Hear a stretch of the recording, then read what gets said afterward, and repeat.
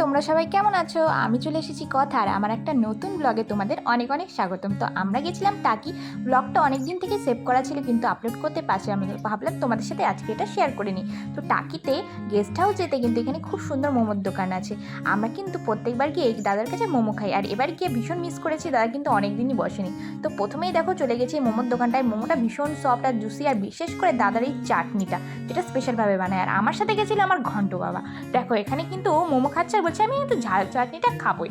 ও কিন্তু ঝাল খেতে পারে এইটুকু বয়স থেকে, ভীষণ আমার মতনই হয়ে যায় আর কি একদম। তো দেখো এই দেখো এখানে নিয়েছে মোমো, আর এখানে কিন্তু মোমোর প্লেট পড়ে 50 রুপিস করে, কিন্তু এখানে আমরা আবার মোমো নিচ্ছি। মোমোটা এত টেস্টি। আর দাদা কিন্তু মাঝে মাঝে বসছিল না, কারণ টাকিতে তখন কিন্তু খুব বৃষ্টি চলছিল।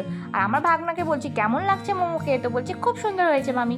তো এখানে আমরা নিয়ে এলাম আবার মোমো। আর মোমোটা কিন্তু তোমরা দেখে বুঝতে পারছো কতটা বড় বড় সাইজের দেয়। এখানে কিন্তু 5টা করে মোমো থাকে 50 টাকা, তো পার পিস 10 টাকা করে পড়ে।